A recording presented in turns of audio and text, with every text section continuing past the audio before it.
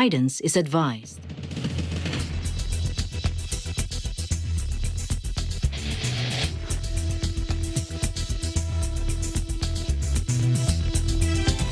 We're working to connect a region of over 600 million bridges between our lands.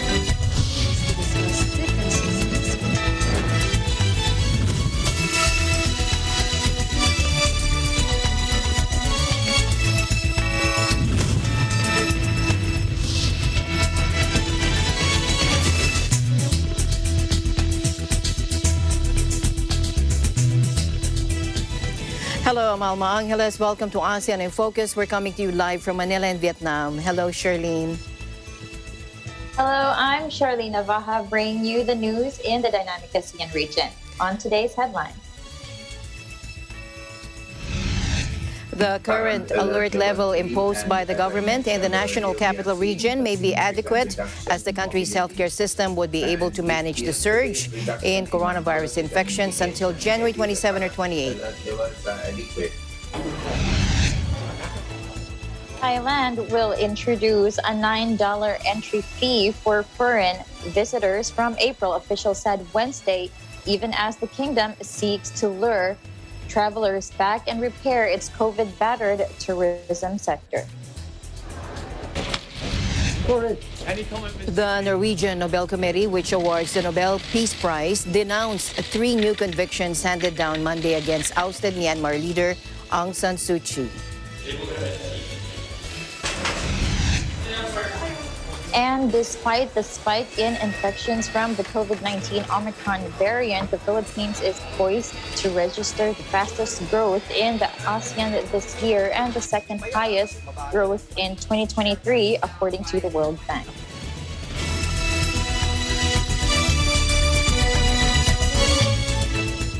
First, here in the country, another 28 areas will be placed under Alert Level 3 from January 14 to the 31st, according to the Interagency Task Force for the Management of Emerging Infectious Diseases, which issued its resolution number 156-C on Thursday.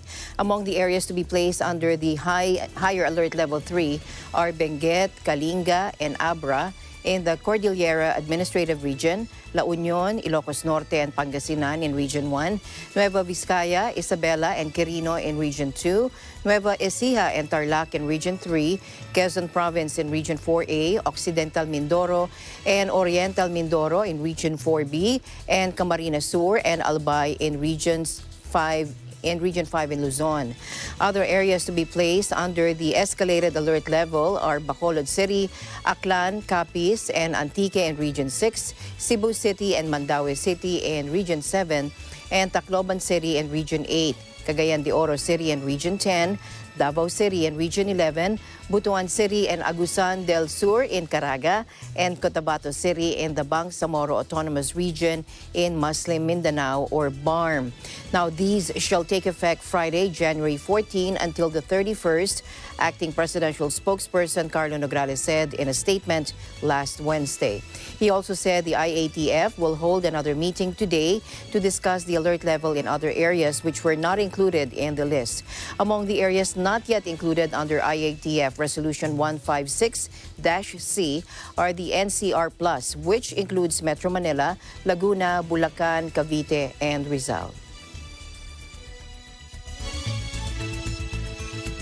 Current alert level imposed by the government in the National Capital Region may be adequate as the country's healthcare system would be able to manage the surge in coronavirus infections until the 27th or 28th, according to the WHO country representative, Dr. Rabindra Abeyasinghe. He said with the surge in cases, especially in the NCR, the government is expected to decide within the week whether to retain the current alert level 3 or tighten it to level 4 from the 16th to the 31st. First, let's listen in.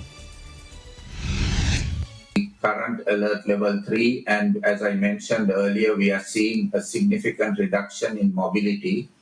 And if yesterday's reduction in numbers is an indication, maybe the current alert levels are adequate. We are very conscious that we will need to increase those alert levels and increase the restrictions only if we see signs of the healthcare system being overwhelmed. Right now, we don't see that. Our projections are that the Philippines may be able to avert that even if current trends are continued till about the end of this month, meaning that red line analysis that we have done projects that we can manage the health systems till about the 27th, 28th of January, given the trends up to yesterday. With yesterday's decline, we may be even to manage beyond that.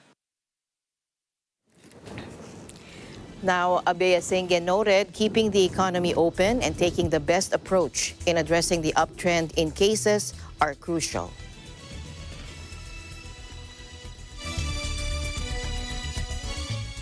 And here in Vietnam, where the Ministry of Health confirmed an additional 28,291 COVID-19 cases. Here's Ralph Clarence Calyao, our ABC correspondent. Ralph? Good afternoon, Charlene. Here are the latest news here in Vietnam. On Wednesday, the Health Ministry reported the addition of 28,291 new domestic COVID-19 patients to the national database, including 12,156 cases in the central province of Can Hoa. The majority of the cases, 12,928 in total, were found in central Can Hoa. It was followed by Hanoi, which had 2,948 cases, and Vinh Dinh province with 702 cases. So far, Vietnam has reported 32 Omicron cases, all of which were quarantined upon arrival. 177 COVID-19 patients have died in the last 24 hours, including 18 in Ho Chi Minh and 13 in Hanoi. Since the pandemic began last year, the mortality toll in Vietnam has risen to 34,964, accounting for 1.8% of all cases.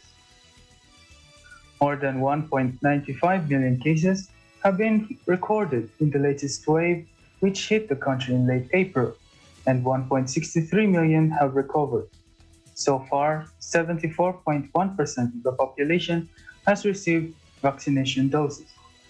In other news, local governments have been instructed to accelerate their child vaccination procedures in order to vaccinate all children aged 12 to 17 with 2 doses by the end of this month.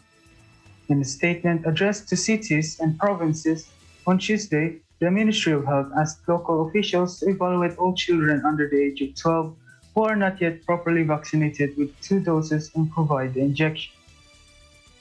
More than 13.93 million COVID-19 vaccine doses have been provided to people aged 12 to 17 throughout the country as of Tuesday, with more than 5.97 million receiving 2 doses. For the time being, 32 out of 63 cities and provinces, including Hanoi, Ho Chi Minh City, and Da Nang, have completed 2 doses of vaccination for children aged 12 and up. Vietnam has begun vaccinating children under the age of 18 with the use of the Pfizer vaccine. The ministry has also prepared and presented to the government for authorization a proposal to vaccinate children aged 5 to 11 against COVID-19, although the timing of implementation is undetermined. That's the latest news here. Back to you, Charlene. Thank you so much for your updates, Ralph. Please keep safe. Thank you. Likewise, I am Ralph Clarence Calyao, reporting live from Ho Chi Minh City, Vietnam. We live in interesting times. To Thailand now, where the country will introduce an entry fee for foreign visitors, and this will start from April. Joining us live from Thailand, here's Diomerl Baldo from our EBC correspondent there. Hello, Diomerl. Please tell us more about this entrance fee to Thailand now for visitors. Yes, hello, Alma. Thailand will introduce a $9 entry fee for foreign visitors from April, officials said Wednesday, amid the kingdom's hope to lure travelers back and repair its COVID-19 battered tourism sector. Strict entry rules imposed to curb the pandemic hammered Thailand's crucial tourism industry last year, contributing to the economy's worst performance in more than 20 years. The new 300 baht or the $9 fee charge will be incorporated into the airfares. Government spokesman Tanakorn Wangbukong Chana said in a statement, before the pandemic, nearly 40 million visitors a year flocked to Thailand, but the kingdom is hoping to revamp its tourism strategy with a greater focus on sustainability. Tourism Authority of Thailand Governor Yutasak Supasorn said that revenues will be used for foreign tourist insurance coverage and infrastructure improvement for sustainable tourism. Tourism revenues are forecast at $39 to $54 billion this year, according to the Ministry of Tourism and Sports, around $24 billion of which is expected from foreign travelers. An estimated 5 million foreign tourists are expected to enter the kingdom in 2022 if current travel patterns remain the same, according to the ministry's projection. This is down from nearly 40 million a year before the pandemic. But the tally could rise to 15 million visitors if arrivals from China, India, and neighboring countries improve. Thailand eased its tourism rules toward the end of 2021 as it sought to reboot tourism, but again modified the regulations as cases of Omicron variant surged worldwide. Authorities have extended the suspension of the no quarantine test and go scheme until further notice. But they have also extended the Sunbox scheme, adding 3 southern beaches destinations to the island of Phuket. Under the program, fully vaccinated travelers have to spend 7 nights in the Sunbox area. They can move elsewhere in Thailand, assuming that they test negative for COVID-19. A mandatory quarantine period of 10 to 14 days is applied for those who are not fully jabbed. Back to you, Alma. Thank you very much for that update there in Thailand. Yomerl, you please stay safe. You keep safe. To reporting live from EBC Thailand Bureau, I am Jomerl Bundadbaldo, and we live in interesting times.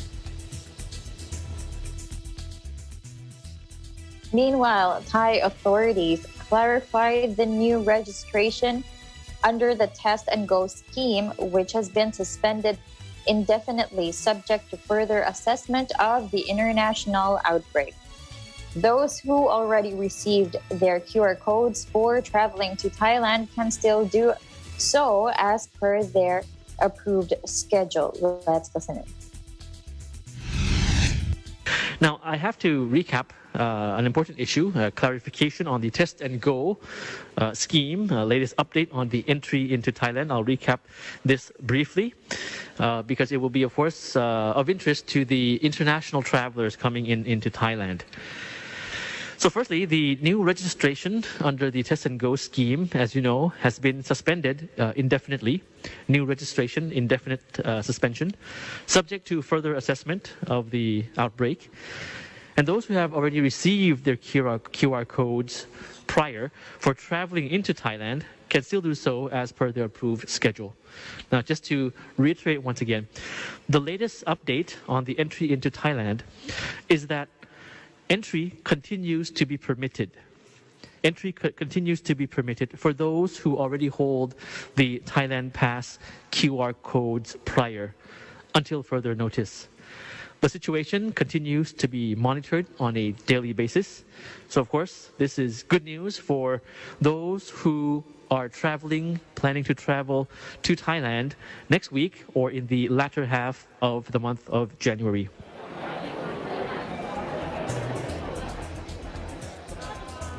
And as mentioned, this is good news for those who are traveling to Thailand in the latter half of the month.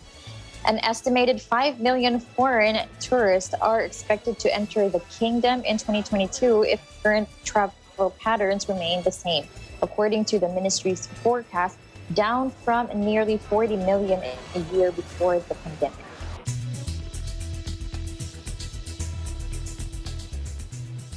Back here in the country, DOTR Undersecretary Artemio Tuazon Jr. said only fully vaccinated individuals, with some exceptions, will be allowed to take public transportation beginning January 17. According to USEC Artemio Tuazon Jr., DOTR's official representative to the IATF, they are not limiting the right of person to travel. Let's listen in. Ating Bill of Rights, what is protected po is the right to travel. We are not limiting the travel of the commuters. What we are merely limiting is the use of the public transport. Pwede naman po silang bumiyahe sa kanilang sarili pong hindi lang po sa pampublikong sasakyan. Some exceptions to the mandate include persons with medical conditions that prevent full COVID-19 vaccination as evidenced by a duly signed medical certificate with name and contact details of the physician. Individuals who will procure essential goods and services such as food, water, and medicine as evidenced by a duly issued barangay health pass or other appropriate proof to support and justify such travel are also exempted from the policy. In a Viber message, DOTR Assistant Secretary Goddess Hope Libiran said an antigen test result would not be required for individuals who were exempted for medical conditions. WHO Country Representative Dr. Rabindra Abiyasinge said the release of Pfizer's COVID-19 vaccine, which especially targets the Omicron variant, may be too late for countries with ongoing surge of cases. Pfizer Incorporated Chief Executive Albert Bourla announced on Monday their redesigned Omicron-targeted COVID-19 jab may be ready for launching in March. Let's take a look. We are talking about manage the spread of the variant in countries that are already seeing a surge. It may be too late. The issue is that the already existing vaccines, all WHO UL listed vaccines, are capable of preventing severe disease and death. So the new type of vaccine, what we are looking for is a vaccine that can prevent people from getting infected with mild symptoms. We're not quite sure whether Omicron-specific vaccine will be useful for new future variants. So it may be useful to prevent infection in people who are still at risk of getting Omicron, but if it's only going to be released in May, it may be too late for countries like the Philippines and other countries that are seeing a surge now.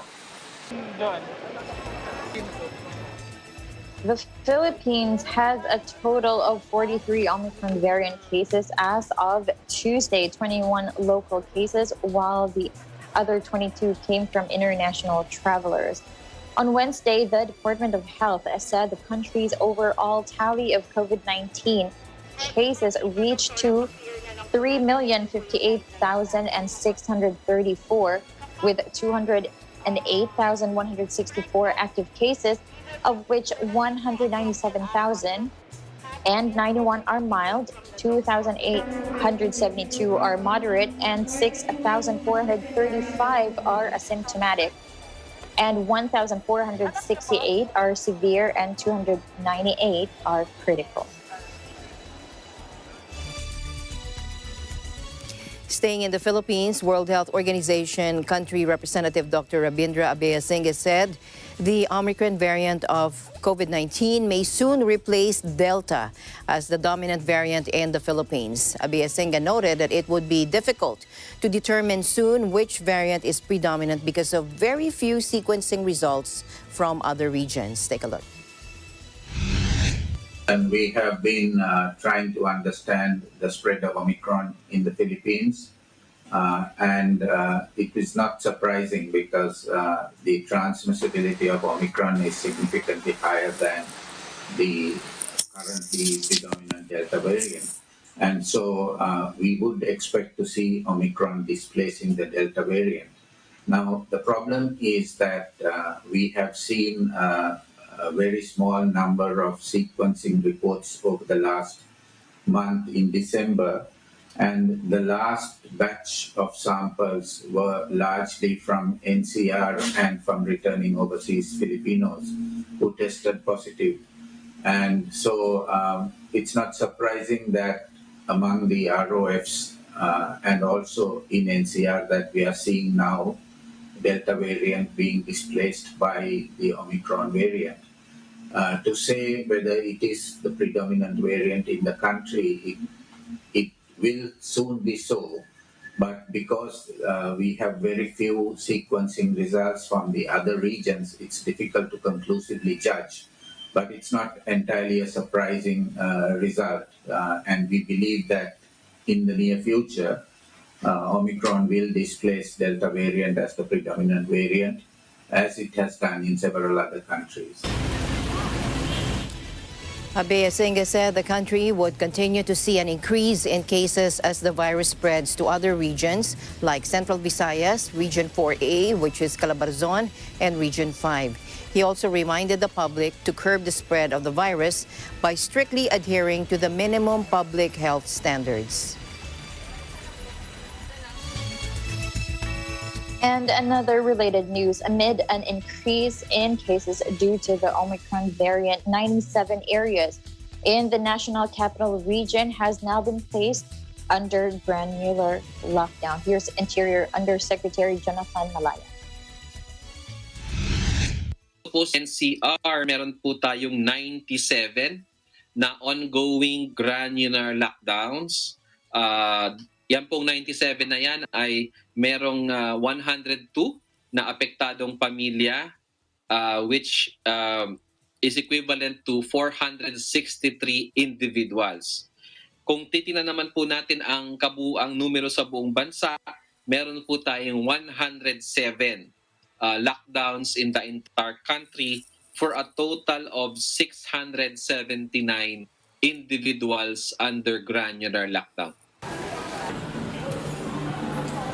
The Philippines logged 32,246 new coronavirus infections and 5,063 recoveries Wednesday. 107 areas in the whole country are under granular lockdown. And the Department of Health on Tuesday noted an increase in the number of incidental COVID cases in Metro Manila, or those who were admitted to hospitals for other health conditions, but they were later found positive for COVID-19. Here's Health Undersecretary Maria Rosario Vergere. Ikalima, nais po naming ibalita na nakakakita rin po tayo ng pagbaba ng mga severe and critical cases. Ngunit hindi po ito indication para mapanatag ang karamihan dahil tumataas naman po ang kaso ng mga mild at asymptomatic cases. Pinapaalalahanan pa rin po natin ang publiko na magdoble ingat ang lahat at patuloy na ugaliin mag-comply sa minimum public health standards upang maiwasan po natin ang transmission ng virus at ang mutation po nito. Pang-anim, dahil sa mataas na vaccination rate sa National Capital Region, dalawang klase ng COVID-19 patients ang nakikita po nating nai-admit sa ating mga ospital. Una, ang mga admitted dahil sa COVID-19, kagaya ng mga may sample diagnosis na may COVID-19 pneumonia. Habang pangalawa, ang mga pasyenteng ina-admit para sa ibang kondisyon, ngunit incidentally, nagpo-positibo po sila sa COVID-19.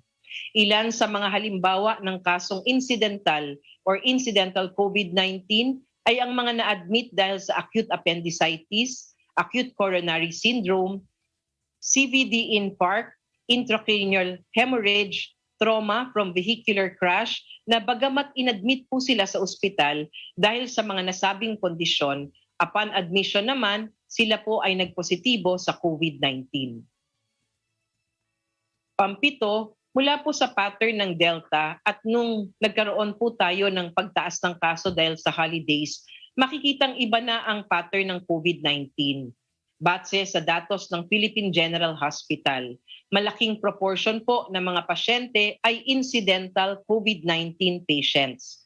Ang ibig sabihin po nito ay ang pasyente ay magpapa-admit sa ibang dahilan, ngunit upon taking the RT-PCR test in the hospital, makikita po ng ating mga healthcare worker na sila po ay positibo rin sa COVID-19.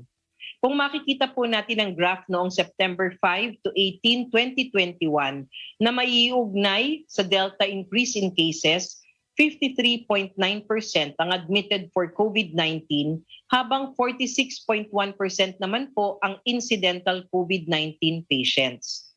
Pero kung titignan naman po natin ang graph ng ating pagtaas ng kaso ngayong nag-holidays na nakapaloob sa mga petsang December 25, 2021 hanggang January 7 of 2022, makikitang 88.7% ang incidental COVID-19 patients, halos doble po nung nakaraang nagkaroon tayo ng Delta situation.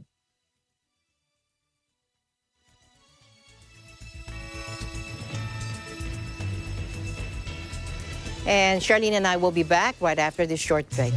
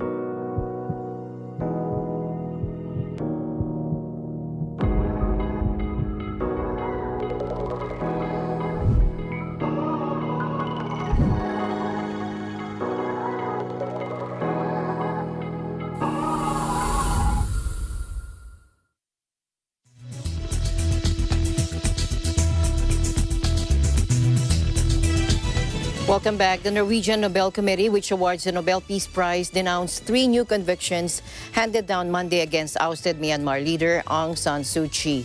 The Nobel Committee is deeply concerned about her situation, according to the chairwoman of the Nobel Committee, Berit Reiss-Andersen, telling this to AFP in an email. She said the latest ruling against Aung San Suu Kyi is a politically motivated ruling. Under house arrest since a February 1 military coup, the 76-year-old former leader was sentenced to 4 years in prison, in the latest in a slew of charges that risk sending her to prison for decades.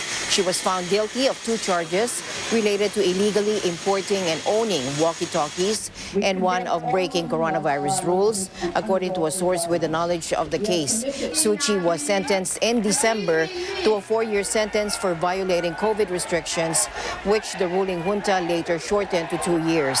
In December, the Nobel Committee, which rarely comments on current events, had already expressed concern about Suu Kyi, and they condemned her previous convictions as not very credible. And back to the Philippines, where the Office of the Presidential Advisor on Peace, Reconciliation and Unity, or OPAPRU, has assured that authorities will go after the perpetrators of the recent bombing of a passenger bus in Aliosan, North Cotabato. In a statement on Wednesday, OPAPRU Secretary Carlito Galvez Jr. asked the public to stay calm but always remain vigilant. Rest assured that the national government will leave no stone unturned to ensure that the perpetrators are brought to the bar of justice. Galvez strongly condemned the ruthless attack on Tuesday morning that injured at least 6 people. 3 of them are children and killed a 5-year-old boy. In an initial report, bomb experts said an improvised explosive device was planted under one of the seats near the rear portion of the bus and set off through a mobile phone. He lamented such brutal acts have no room in a humane, peaceful society. Galvez believes the attack was clearly perpetrated by those who wanted to sow fear, animosity, and division among people. Galvez warned those who wanted to dismantle the peace process in Mindanao.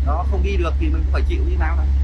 Những chủ hàng bảo là lên đây mà một tuần mà không đi được thì lại phải chở quay lại bãi nhà người ta, để người ta ví dụ như bán lẻ thanh lý bớt đi để cho nó đỡ thiệt hại kinh tế.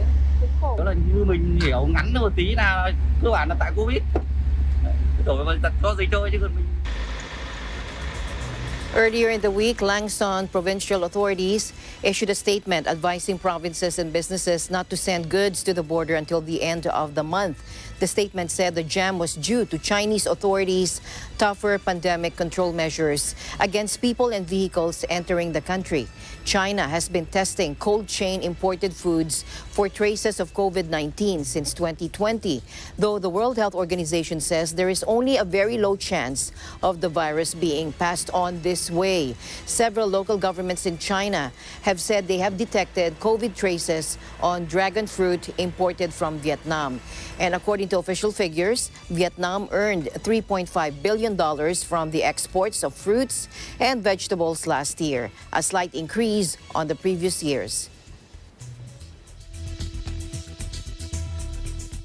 The Bangko Sentral ng Pilipinas warns the public that printing images bearing the facsimile or likeness of Philippines banknotes may result in legal action. This reminder comes after the National Bureau of Investigation, together with the BSP Payments and Currency Investigation Group, or PCIG, arrested an individual suspected of selling money or cash envelopes using the image and design of the 1,000 pesos new generation currency banknote.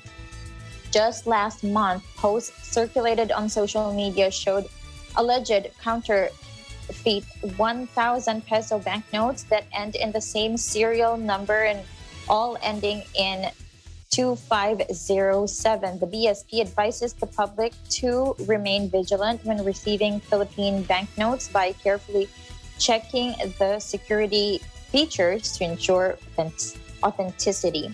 The central bank has said in previous statements. Under Republic Act 10951, counterfeiters of Philippine currency are subject to the penalty of imprisonment of at least 12 years and 1 day and a fine not exceeding 2 million pesos.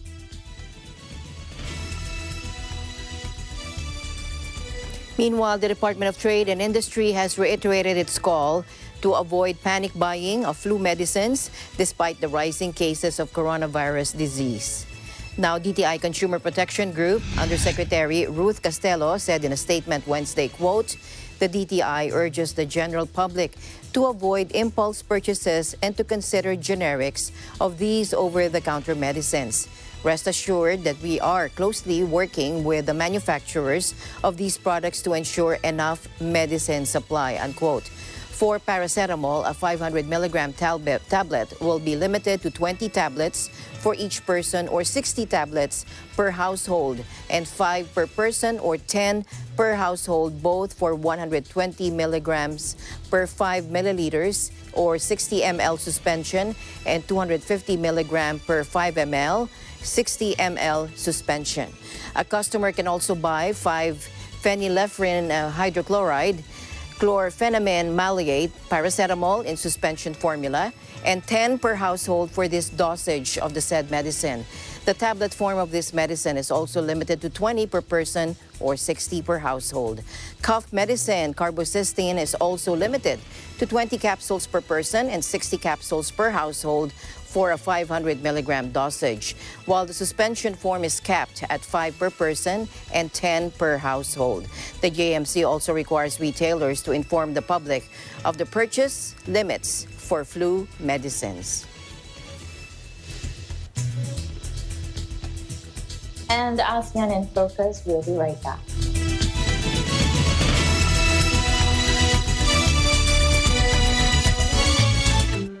Alam namin ang iyong pagsisikap. Dama namin ang iyong mga sakripisyo. Kita namin ang pagharap mo sa bawat pagsubok. Kaya sa kabila ng mga hamon ng buhay, nandito kami para umalalay. Kasi katulad mo, gusto rin namin ang magandang bukas para sa kanya. Hatid namin ang dekalidad na edukasyon at makabagong pasilidad sa abot kayang halaga. Kaya huwag ka na mangamba. Sasamahan ka namin tuparin ang mga pangarap niya.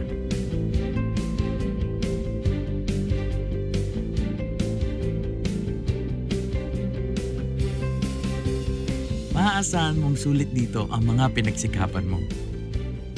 Sa aming mga makabagong pasilidad at sistema ng edukasyon. May lalabas natin ang aking talino at mga kakayahan niya. Kahit sa munting halaga, makakasiguro ka na makakasabay siya sa mabilis na pag-ikot ng mundo. Sa New Era, karamay mo kami sa bawat hamon. Kaagapay mo kami sa bawat hakbang. Kasama mo kami sa bawat ngiti at tagumpay.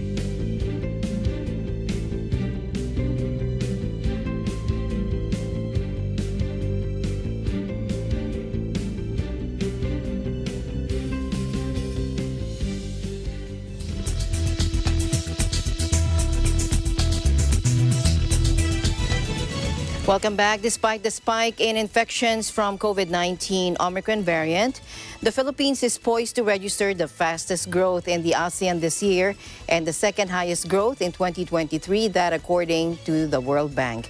Based on the World Bank's global economic prospects, the country's projected economic growth rate of 5.9% this year is the fastest growth expected in the ASEAN, while the 5.7% expected next year will be second only to Vietnam's 6.5%. In December last year, the World Bank's Philippine Economic Update, titled Regaining Lost Ground, Revitalizing the Filipino Workforce, stated that growth will be significantly lower than the pre-pandemic growth rate of over 6%. However, the World Bank warned that the pandemic-induced inequality would be long-lasting and will prevent intergenerational socio-economic mobility. The World Bank said emerging market and developing economies, which include the Philippines, may have seen a 0.3-point increase in its Gini coefficient. The World Bank estimates that as of 2018, the country's Gini coefficient is at 42.3. The Gini coefficient is a measure of inequality where 0 represents perfect equality and 100 represents perfect inequality. The World Bank warns global growth will decelerate this year, but the Omicron variant of COVID-19 that is spreading like wildfire on all continents could make the situation worse and exacerbate labor shortages and supply chain snarls. Let's watch this. Going forward, we are projecting a pronounced slowdown. And the numbers are very clear. Global economy delivered 5.5% growth last year. It's a remarkable number. But going forward, this year, we will see growth around 4%, and the next year, that number is going to go down to 3%. COVID is still with us. We are experiencing, of course, the Omicron wave. Debt levels are quite high. We have inflationary pressures. We have climate-related challenges. When you put all of these with very limited policy space in emerging market developed economies, these risks increase the possibility of a hard landing. So at the country level, national policymakers need to carefully withdraw fiscal and monetary policy. Think about the consequences of their decisions, and at the same time, of course, communicate clearly what they are trying to do. Now, at the global level, I think the message is very clear. We need aggressive global cooperation in vaccines, in debt relief, and in climate change. All of these will require global community acting together and taking these challenges seriously and implementing the policies necessary. This pandemic is a pandemic of inequality. It's not just incomes are being affected. You see availability of vaccines. You look at the access to education and healthcare, and of course, the scale of job losses. Ihan Kose, the head of Bank's forecast unit, told AFP the Omicron strain is causing fewer restrictions than the initial outbreak, which means the overall impact could be more benign. However, he cautioned if it stays around much longer and cases remain elevated and continue pressuring health systems, under that scenario, the global growth will be lower. That would exacerbate ongoing struggles with labor shortages and global production and transportation snarls that have fueled a wave of price increases.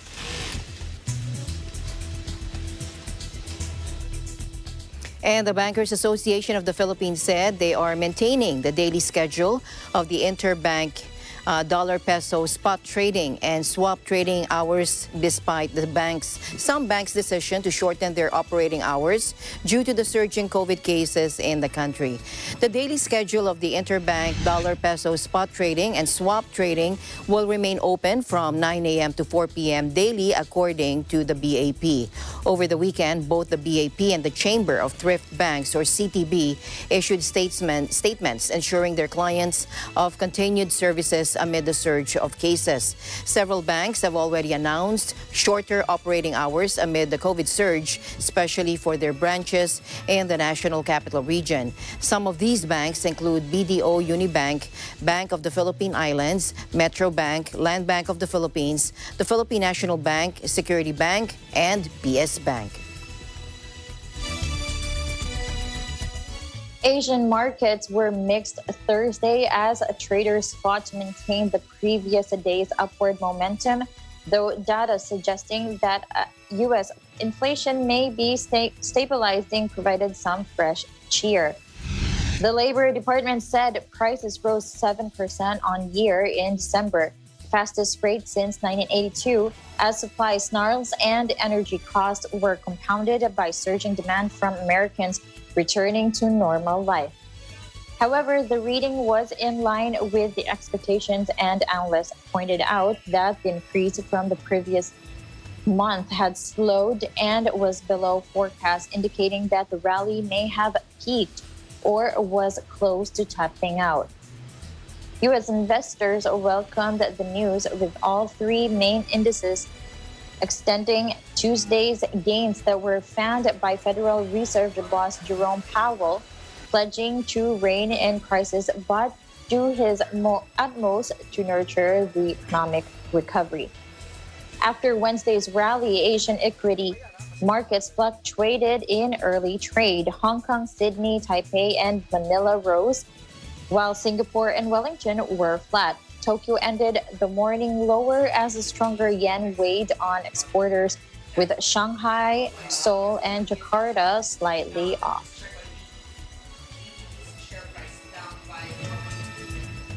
And back to Vietnam, officials, public servants, and employees working at administrative, non-business agencies, political organizations, and social-political organizations will have 5 days off.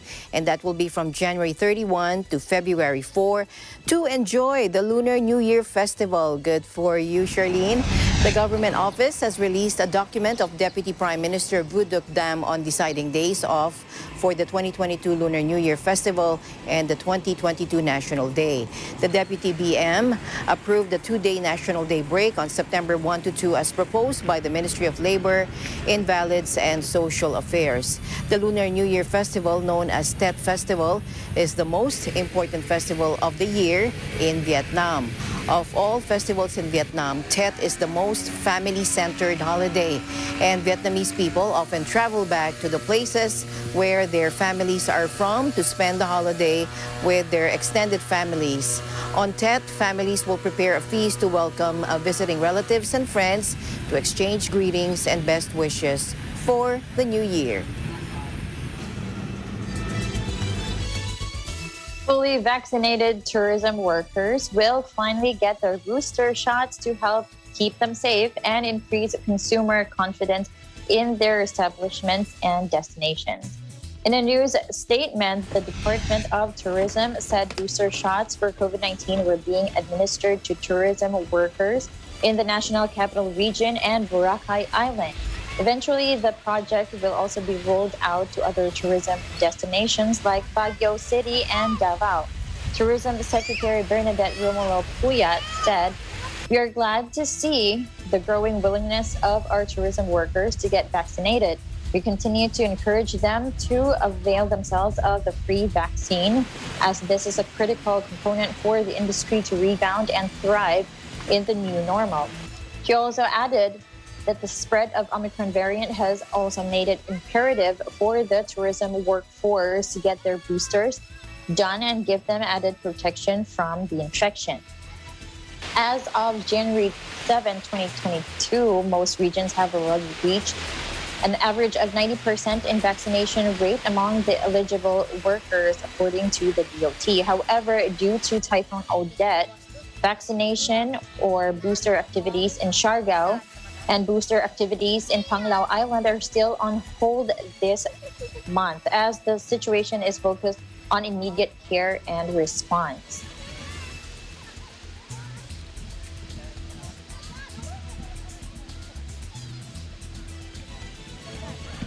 As of January 7 this year, 4,960 tourism workers, or 38% of the 13,150 target in Siargao, have been vaccinated.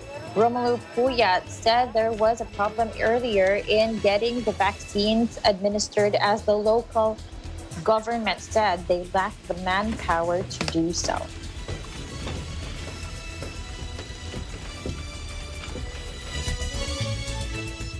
Thanks, Charlene. Keep us updated on your New Year celebrations there in Vietnam. Thank you for joining us today. Thank you so much, Alma. And yes, before I go, so even in this pandemic, yes, I'd like to greet two special people.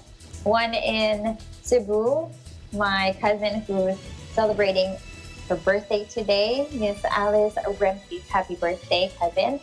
And to Mr. Jerome Picania here in Hanoi. And that's the latest news in the ASEAN region. Thank you for joining us today here in ASEAN Focus. This is Charlene Navaja from your Vietnam Bureau, and we live in interesting times. Happy birthday to everybody. Thank you for joining us today. And stay in the news, because we live in interesting times.